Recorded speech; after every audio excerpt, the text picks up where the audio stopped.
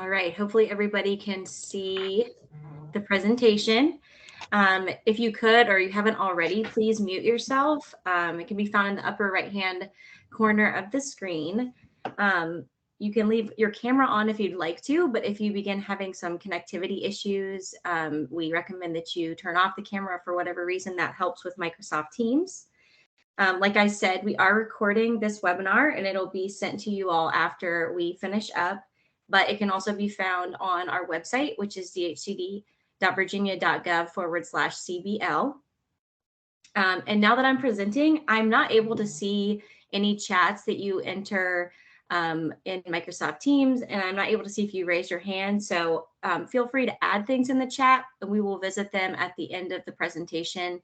We'll take a moment to go over any questions that you guys might have.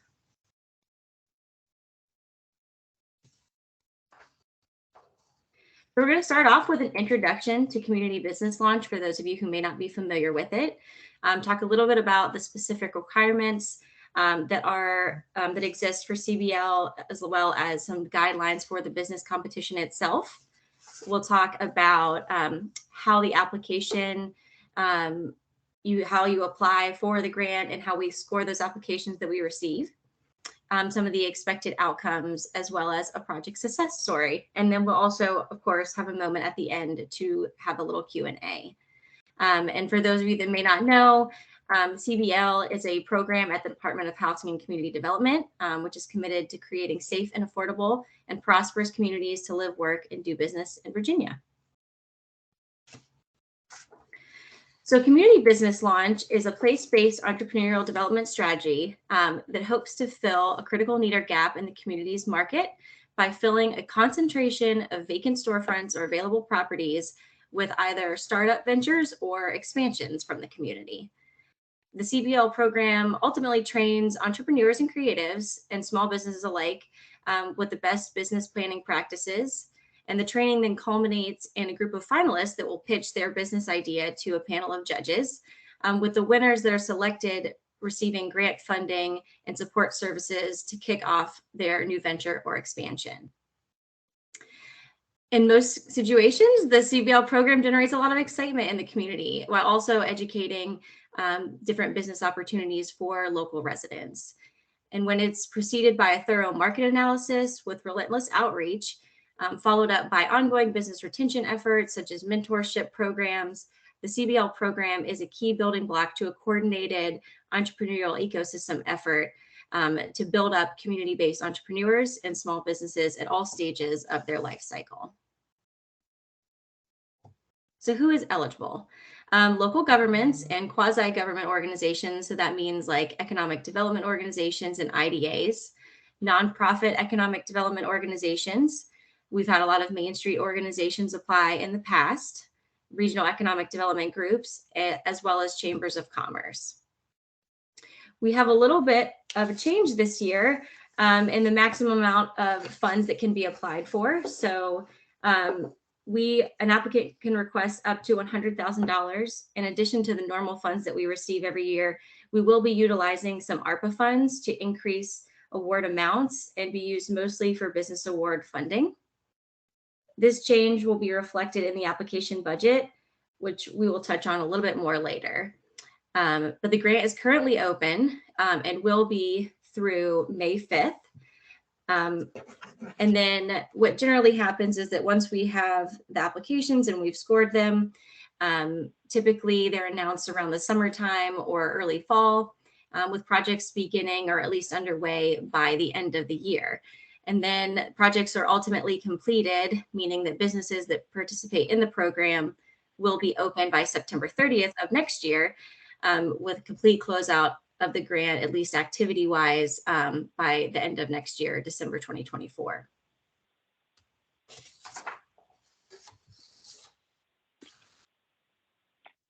So let's talk about a little bit about some CBL program requirements. So there are 4 different uses of funds, one of which is administration. So we know that it takes a big effort from an organization to implement this type of programming. And so we have a minimum of 10% of your total DHCD request for funds must be set aside for the administration of the program.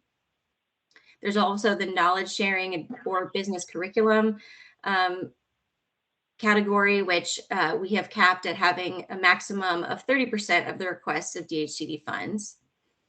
Of course, there's a set aside for marketing and outreach, which is critical to getting folks involved in the program. And then business awards is the last category, or as it will be shown on CAMS, it will be ARPA eligible activities. And that is a minimum of 50% of the request of DHCD funds. Any questions so far? All right. There's also a match requirement for community business launch that matches up basically with the chart that you see here. There's a 25% match for anything up to $50,000 of requests, a 50% match for $50,000 to $75,000, and then a 1-to-1 or 100% match for $75,000 to $100,000. Match is intended to be a combination of cash and in-kind. However, there is a cash match minimum for each of the funding levels, and that cash match is intended to be used towards business prize fundings for the pitch competition. So, for example, if you ask for $100,000 and $50,000 of the DHCD request is set aside for cash awards, you would have an additional $30,000 of cash match that would be added to that funding pool.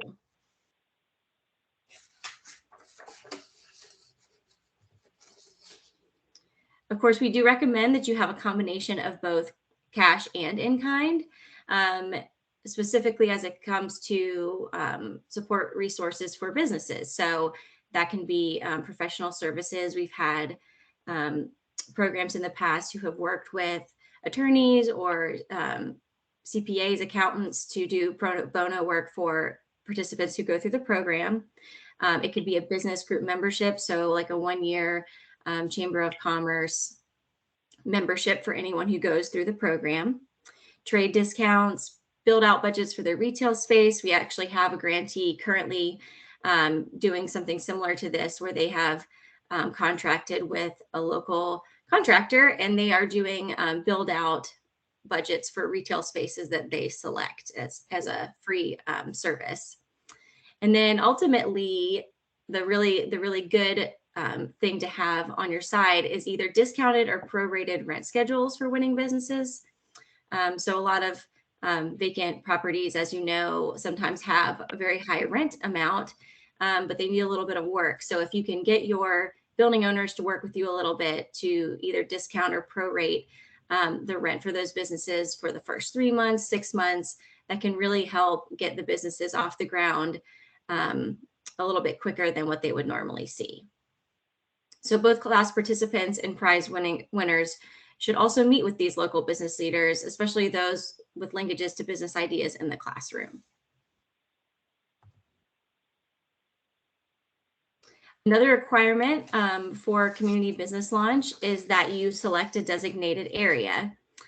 So designated areas should be a concentrated area of vacancies, ideally visible from one side to the other.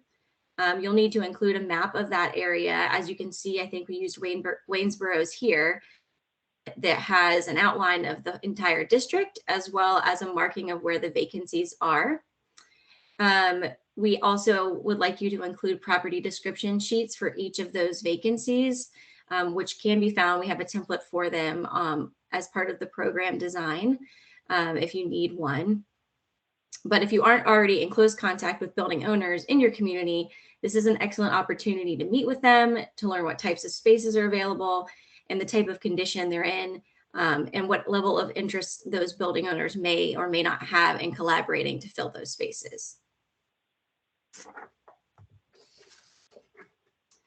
So for prize-winning businesses, there is a requirement of the program that businesses that go through and intend to pitch for grant funding must locate their business in the designated area that you have identified. Some best practices for ensuring that your participants are aware of this requirement is either hosting an orientation prior to the launch of classes, or having them sign some sort of participation agreement, which outlines the expectations for those interested in receiving grant funds. It is required that businesses who are selected to receive funding sign an MOU between the grantee or the applicant and the business owner that would be receiving funds. So let's talk about guidelines. So part of the programming, you will have a 6 to 8 week business curriculum that will include at least these 5 required components. So if you are hiring like the SBDC or co-starters, you want to make sure that they are hitting legal structure, marketing, including website and social media development, operations, so hiring, inventory management, distribution and logistics, state and local compliance, very important. So licensing, permitting, health code requirements is important for restaurants, and insurance, and then financial planning and management. So including bookkeeping, profit and loss statements, break-even analysis, taxes, and other resources for financing a business. The classes and competition must be open to anyone interested in learning to expand or create a business, and it needs to be free of charge. That is a requirement of the program.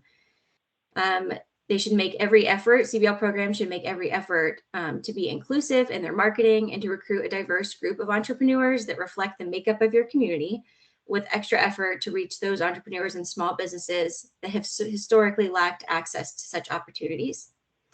Applicants are encouraged to allow participation from entrepreneurs who want to go through the classes, but may not be interested in actually pitching for funding. They're just kind of there for a learning experience, or they want to learn more and they want to start a business, but they're not quite ready yet.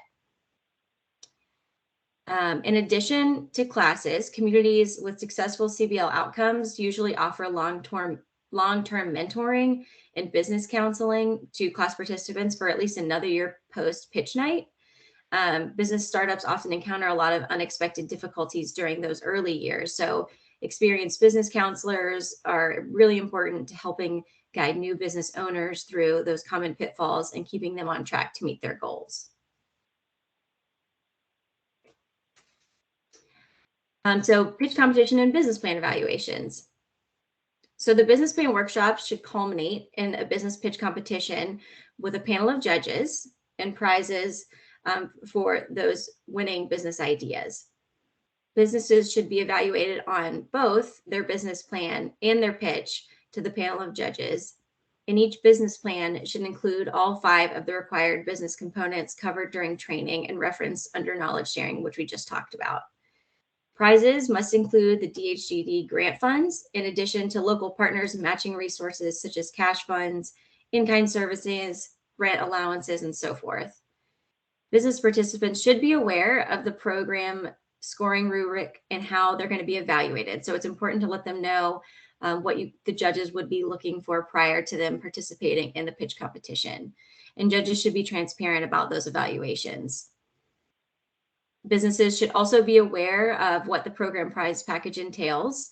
We do have a template for that in the program design, similar, which is called Pitch Night Prize Package Resource Worksheet.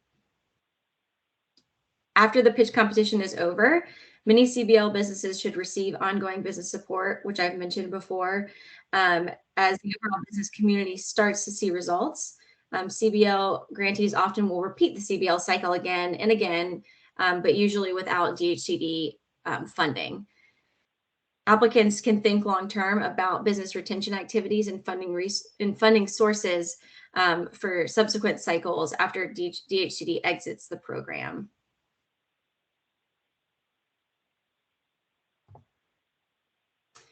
We also ask that you submit a market analysis. So some communities have already had completed market analysis. But we want to know what kind of potential businesses that your local community can and would support in the local area. Many communities, like I've said, have already completed a market analysis, but there is funding through the Virginia Main Street program to get a business or a market analysis for your community, if that's something you're interested in. Unfortunately, the application is due at the end of the week, but if it is something that you're interested in looking into for the future, or if you think you can pull something together that fast, reach out to your Virginia Main Street representative. So this information should help you to recruit local people that are already actively making, selling, and moving in those types of business categories. We again have a template for this. If you would like one to use, you can see a screenshot of it here on the screen, but it is also found in our program design. And then marketing the program widely should establish a strong foundation for successful programs. Direct outreach is a key component to the successful program. So I think one thing to reiterate that sometimes falls off, and I've said it before, but it's worth repeating, is that the program is for new businesses, but it's also for expanding businesses in your community. So making sure go ahead in the back. So make sure you go door to door to your business community that are in that designated area and ask them if they want to participate. I think it's important to include them in the effort, and it really builds that cohort and that support network in the community of businesses that you have. So there are expected outcomes as part of the program. Each applicant that is selected for funding will have to commit to a minimum set of outcomes based on the level of funding that they applied for and received.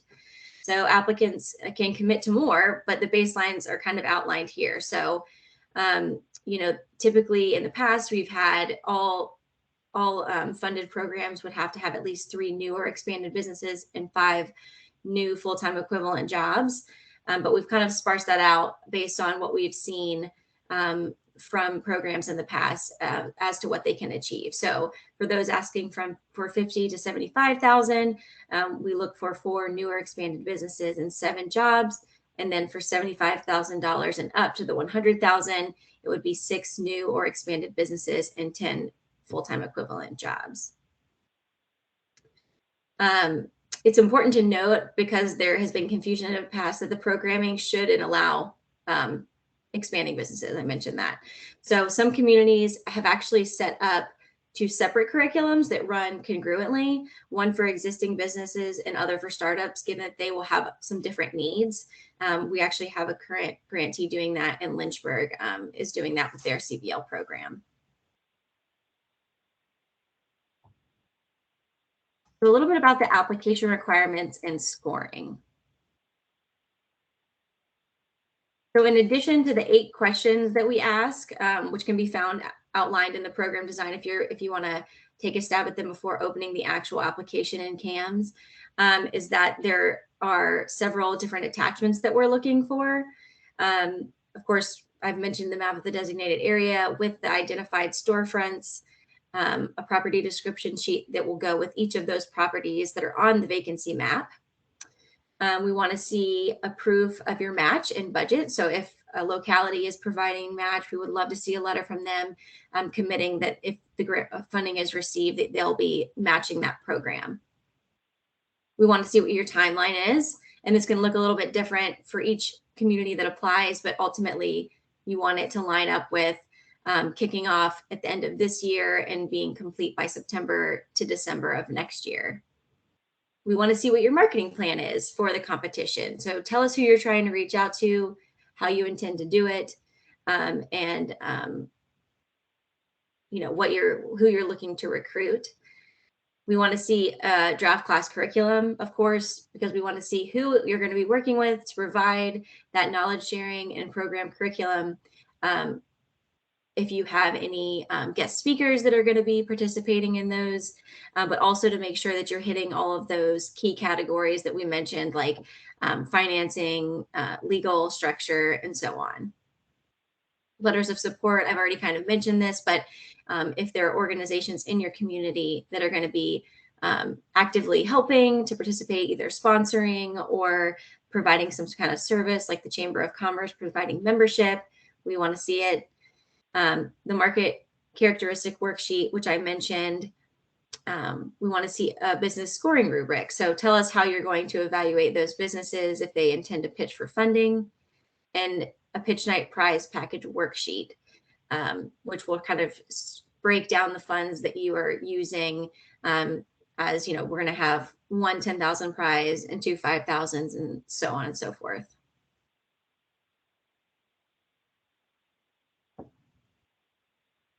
And for the budget I want to talk a little bit about the application budget because this has changed. So if you've applied in the past, it will look a little bit different to you. But the application budget has obviously changed a little bit this year based on the fact that we are using ARPA funding. So there will still be those three main administration, training, workshop meetings, which would be your curriculum and then marketing categories. But then the fourth category, it comes up as ARPA eligible activities. And what that means is this is the money that you're going to use for prize funding. So if you've applied for 100,000, you're going to put $50,000 in that category of ARPA eligible activities.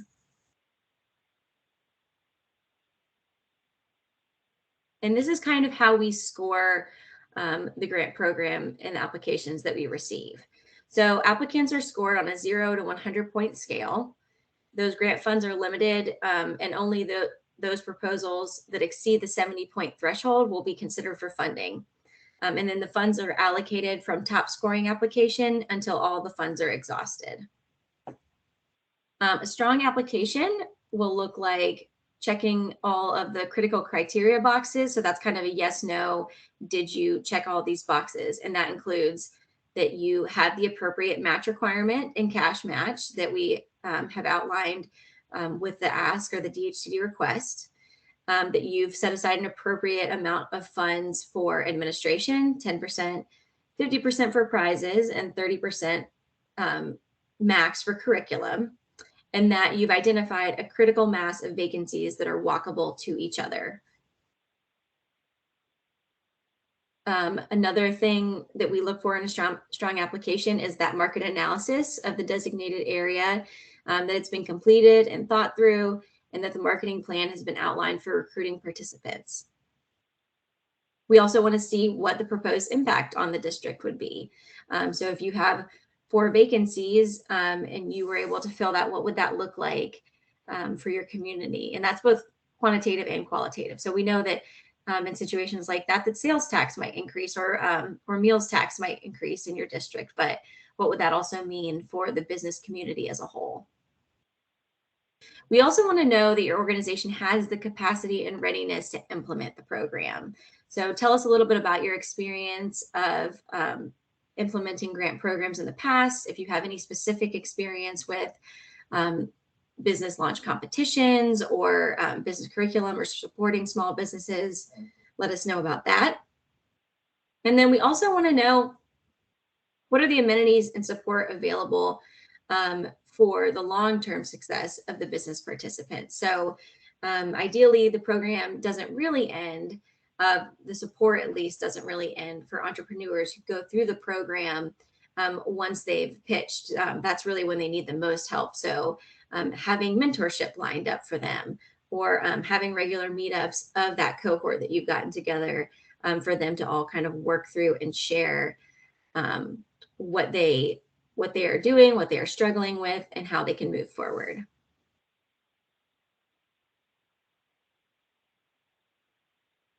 So one thing I love to talk about when I give these presentations are success stories. And in 2022, I love to highlight Big Stone Gap.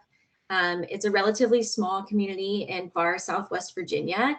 And, with smaller communities, you never really know how many people you're going to have participate. But they had 20 people go through the program, 15 of which submitted business plans and 11 that pitched for funding. They far exceeded the outcomes that were expected of them, with 4 new businesses and 5 expansions. Only 7 of those, so 9 total opened, but only 7 received award funding. So 2 continued to move forward with opening their businesses, regardless of the fact that they received any funding from the grant program. 8 new jobs were created and 21 jobs were retained. And then 7 of their buildings downtown were either leased or purchased. I just talked with Ked, who's a rock star, not that long ago, and he already said that they've noticed an increase in the transient occupancy tax as well as meals tax since that CBL program was completed and the businesses have opened, has doubled in their community. And we have a little bit more information about Big Stone Gap. If you want to read more, follow that link to the Main Street blog. It's really exciting what they were able to do with their CBL program. So here are some of the non-fun, but also necessary requirements when you submit a grant application for a community business launch. So these are things that you will need to do ahead of time, but DHCD has an agency-wide audit policy. Applicants will have to upload a copy of their organization's W-9 in the most recent audit or financial statement as applicable to the DHCD's centralized application management system, which we call CAMS, by the grants application deadline. Any grantee that receives funding during a specific program year is required to submit financial documents or audits in accordance with our policy. The full audit policy, including an explanation of specific document requirements, can be found at the link in this presentation, which is also in the program design if you need to find it. Again, applications for funding have to be submitted through CAMS. You can access the CAMS link following the one in the presentation, but Google Chrome is usually recommended as the browser that you use, and saving often is important because if you continue on to the next tab, sometimes the information will not stay unless you've saved it. But in order, obviously, to submit an application, you have to be registered. So if you have not done that already, or you're not sure if you're registered in CAMS, we recommend that you do it as soon as possible, or at least a week in advance. It can take up to 10 days for those registrations to be approved. When you do that, you will have to have in hand your organization's unique identity ID or UEI, as well as the federal employer identification number. And then once your organization has been registered, you can log in with your username and password that you create, and you will go to the applications and programs option. From this page, you'll be able to select the apply option, and the program will be visible from a drop-down menu. A description of that program will appear, so there should be no confusion about which one you're applying for. And when you click the apply button next to the pencil icon, you can begin the application. As you complete the application, again, be sure to save each page. You do have the option to close out of the application and return if you get busy and or distracted and you have to go take care of something else. You are able to leave and come back to the application to complete it. If the application is selected for funding, we do require that an MOU is signed between our agency, DHCD, and the grantee, which is in compliance with DHCD's audit policy before any funds are dispersed. The MOU is going to outline project deliverables, conditions, how and when the funds would be dispersed, and termination if that were to be an issue. Part of the compliance for grant programs now moving forward is that grantees are registered with the Department of Accounts and EVA in order to receive funding. So again, these links in the presentation are available to take you to those pages. I don't know that you necessarily have to have both of those things done before you apply, but we have been in communication with those agencies, and I think the processing takes a little bit of time. So better earlier than later, especially if you're really antsy to get the funding if you're selected for it. We also have reporting requirements through CAMS. So this will include interim progress reports and a final report as outlined in the MOU. For CBL, this usually looks like some monthly and quarterly reports for the first year, and then one annual report for 3 years following the grant end date. So if the grant end date for this program would be December 2024, you would submit annual reports for 2025, 26, and 27. And then I mentioned this already, but a portion of that awarded grant funds, up to 10% of the total award amount, must be used to cover administrative costs.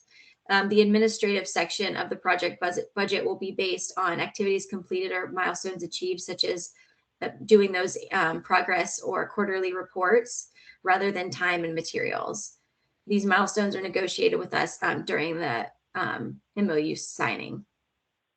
Grant funds will be dispersed as outlined in the MOU, and we'll ask for certain financial support documentation. It's important to note that Community Business Launch is a reimbursement grant, meaning that those businesses that are selected for grant funds will need to spend the money up front, and then the organization or applicant who receives funding would reimburse them after they've made purchases. For us, from DHCD to the grantee, typically we'll outline in the MOU how funding is dispersed, and typically that looks like a little bit at contract signing, and then once some of those requirements for reporting are met.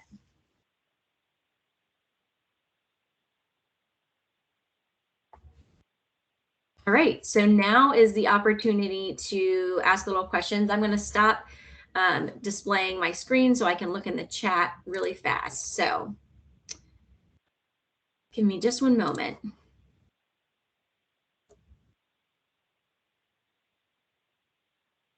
All right, no one asked any questions. Go ahead. It's Rebecca. Just wanted to let you know that, yeah, no questions yet. I do want correction though. I gave Jessica wrong. The Main Street grants are due April, end of April. I'm not going to give a date in front of me and be wrong again, but you do have a little more many Main Street grants. Awesome. So you have time if that's something you're interested in for getting a market analysis. Reach out to your Main Street representative if you have questions. Are there any questions? Does anyone want to drop anything in the chat? Or maybe raise your hand and unmute yourself?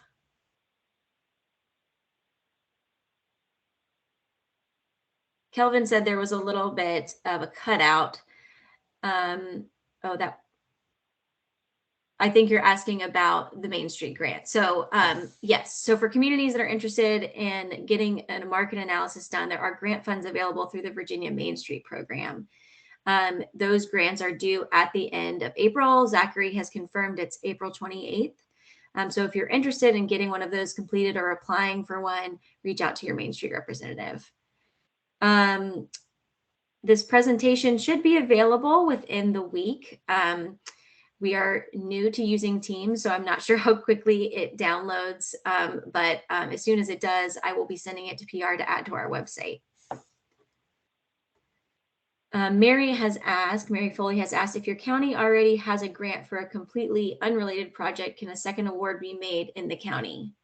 I assume what you're asking is if you already have another grant from DHCD, are you able to apply and receive a second award? And the answer is yes. Any other questions? You're welcome, Kelvin, from Lynchburg, which I mentioned earlier, doing an awesome job.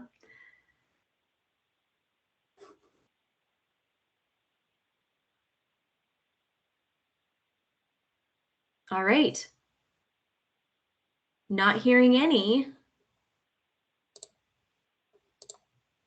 Here are our contact information. Again, I will send this presentation. I'm the Economic Development Program Manager working specifically on CBL, and Rebecca, who has spoken briefly, is the Associate Director of our division. Again, if you are interested in looking at the program design, it is on the website at dhcd.virginia.gov/CBL. That's also where the presentation will be saved. And if anyone on the call is thinking about putting together a CBL program and just wants to ask questions or just kind of hear from me or anyone else in the CBL community who has done it before, please reach out to me. I'm happy to answer questions, to walk you through things that might come up that you hadn't initially anticipated, but might not specifically be outlined in the program design. That does happen. Please reach out to me anytime. I'm happy to walk through that with you. And there is a plug in here from Kathy Deacon for any of you who might have missed it. The Gauntlet has worked with us in the past with several different communities across the state, and they they put together the business curriculum. So if you're interested, reach out.